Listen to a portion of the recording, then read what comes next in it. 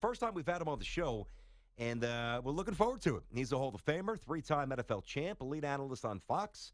The great Troy Aikman. Troy, it's Tiki and Tierney. How are you today, buddy? Hey, I'm doing great. Good to be on with you guys. Hey, at least you don't live in the past, huh?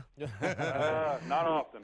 Every once in a while. That commercial's awesome. I'll tell you, when I first saw it, I'm like, and then the way it ended, I'm like, that's a pretty witty ending. I like that. Troy, let me ask you this here. Tiki and I were debating, and Tiki has one opinion. I have another. You got to split it down the middle, even though it is a subjective thing. Before we get to the actual Super Bowl and stuff, if you had a choice for the next 10 years of Cam or Luck, which way is Troy Aikman rolling? Well, what I've seen up to this point, I'd probably go with Cam Newton. I haven't studied Andrew as much. We have not called a game of his, so I don't get a chance to see him play as often, but I've gotten a chance to watch a lot of Cam Newton, and I wouldn't have said that probably coming into this season, but what I've seen of him has been tremendous growth. We all know what he can do as a runner. I think just as importantly, it's impressive what Carolina has chosen to do with him, as a quarterback. Most of these guys don't like to see their quarterbacks get hit like this, but they've taken advantage of his size.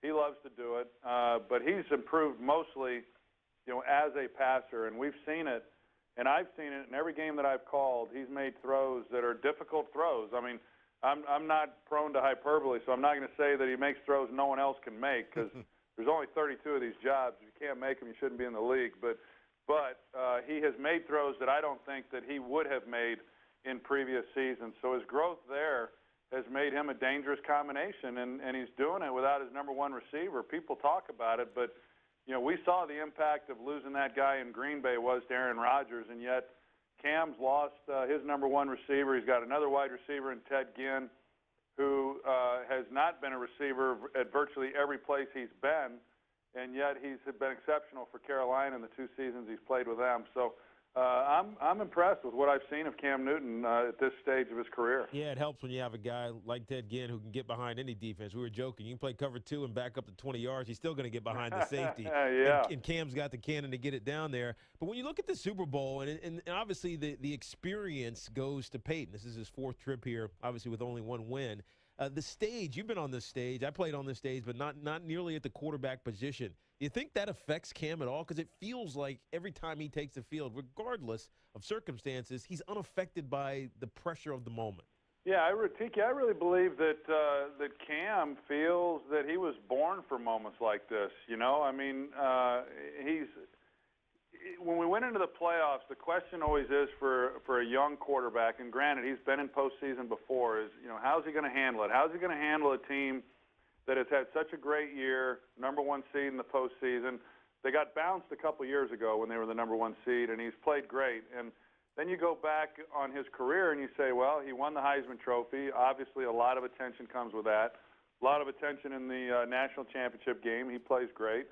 They win the game. And so when you watch him, all you got to do is watch him in pregame warm-ups and realize that this guy loves the spotlight, So I don't expect this stage of the Super Bowl to impact him. And I'm not going to say that he's definitely going to play great. I think he'll play well. But if he doesn't play well, it's not going to have anything to do with him being nervous or not being able to perform, on our sport's biggest stage. Now, we had this debate yesterday, or maybe it was a couple of days ago, me and BT, about what happens, talking about Cam playing great, what happens if the converse happens on the other side? What if Peyton plays bad? What if he looks like the worst quarterback of the league like he was earlier in the season? Do you pull him? Oh. Can you pull him? I said there's you got to win the game, Coach. I said there's no way you could do it. Could you?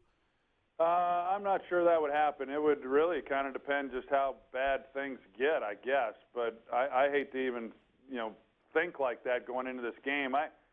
Who would have thought that Peyton Manning would be in this position after what he went through with the injury, and then would he get an opportunity to take over again after Brock Osweiler had come in and played pretty well? And, Peyton's a friend of mine. He's obviously had a storybook career, and for him to be given an opportunity in what I think, he hadn't said anything to me, but in what I think will be his last game with a chance to ride off into the sunset on the white horse, I think that's pretty cool. And to do it like his boss did it, back at the end of his career, that being John Elway. But it's going to be a tough game for them.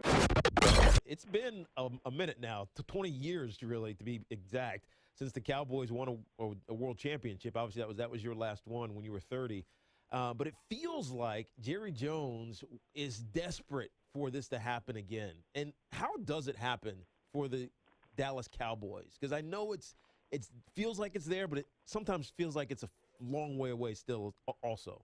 Yeah, I think you probably share the thoughts of a lot of fans out there that are Dallas Cowboys fans. And, you know, they've had moments where they've been really good, and that was last year. And they got to the divisional game and lost in a heartbreaker to the Green Bay Packers. And then this year they lose their quarterback. But, one, they have to stay healthy at that position. And then clearly they're going to have to address the backup quarterback position. I think they've done some good things.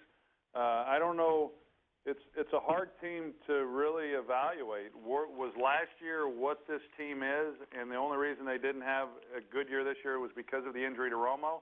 Or was last year the exception? Because prior to last year, they'd pretty much been a 500 football team. And I do think they've got some talent. And I know in talking with a lot of coaches around the league, they thought their defensive front seven was one of the best in football.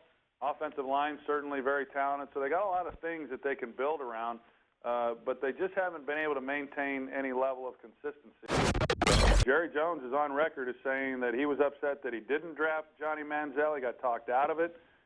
He was on record after the draft, even after they took Zach Martin, who proved to be one of the best picks in the history of this game, that he was still upset that he hadn't drafted Johnny Manziel. So I think there's a part of Jerry that would like to show that he was right in his evaluations of Johnny Manziel. Yeah. So whether or not it's Johnny Manziel, I've been on record here in the last couple of days of saying that I think if there's a quarterback available at number 4 and the Cowboys believe that he is a franchise quarterback, I think you have to take that guy, knowing what the quarterback position means to this league and to your team.